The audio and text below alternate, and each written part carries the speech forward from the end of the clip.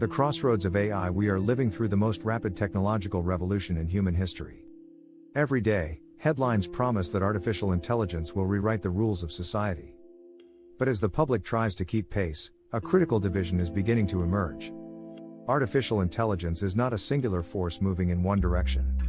Instead, it has split into two completely distinct lanes.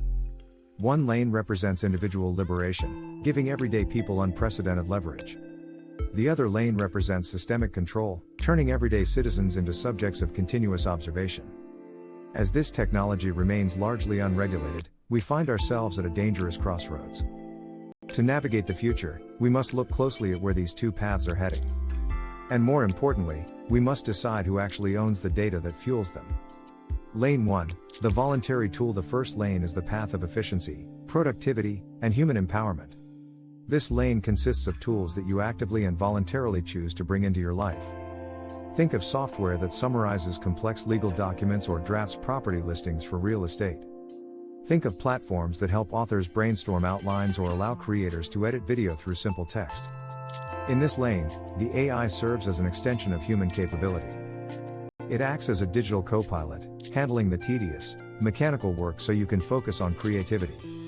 This lane is fundamentally good because it functions on explicit user consent. You decide when to open the application, what data to share, and what tasks to delegate.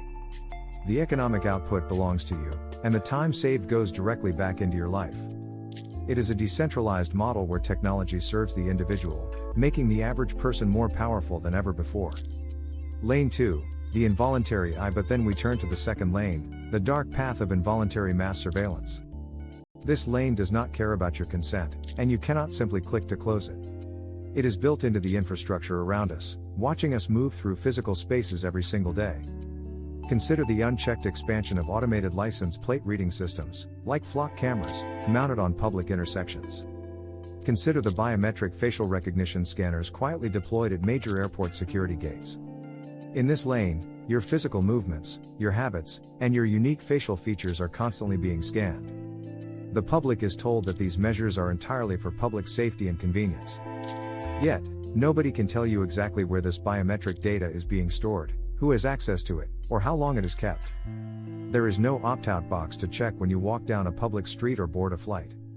Governments show very little intention of regulating this lane, precisely because they are its primary beneficiaries.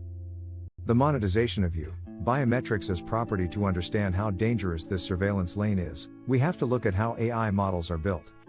An artificial intelligence model cannot see or recognize a human face without training data.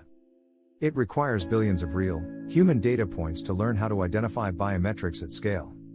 This means that private tech corporations and governments are using your unique physical identity to train their commercial systems. Your face, your iris, your gait, and your signature are being harvested as raw materials.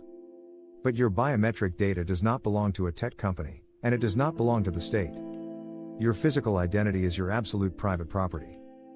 If a company uses your data to train a profitable AI model, they should not only require your explicit permission. They should be legally required to compensate you for the use of your property. Stealing biological data under the guise of public security is an economic and ethical violation of the highest order. The sovereign citizen versus the managed subject. At its deepest level, the unchecked rise of surveillance AI forces us to look at the relationship between a government and its people. A democratic society is built on a fundamental truth: the citizens are the ultimate sovereign.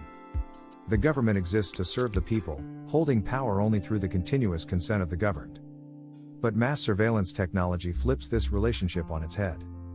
When a state continuously tracks your location, maps your face, and monitors your associations, it no longer views you as a sovereign.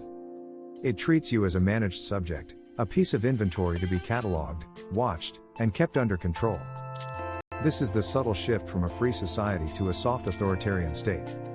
We must plant a firm seed of awareness in the public consciousness today. We must demand that our governing bodies remember their limits and respect the individual. A sovereign nation cannot exist if its citizens are treated like tracked property. Reclaiming the narrative and conclusion: the future of artificial intelligence is not yet set in stone. We have the power to reject the architecture of total control while embracing tools that make us more efficient. The first step is demanding absolute transparency over biometric data collection. We must support strict digital privacy frameworks that recognize physical data as personal property. Do not let the convenience of technology blind you to the quiet loss of your fundamental rights. Use AI to build your businesses, save your time, and maximize your personal productivity. But remain fiercely vigilant against any system that seeks to observe you without your explicit consent. Technology should be a shield that protects human potential, not a weapon used to manage human behavior. Let's stand firm on our rights, reclaim our digital sovereignty, and ensure that AI remains a tool for freedom.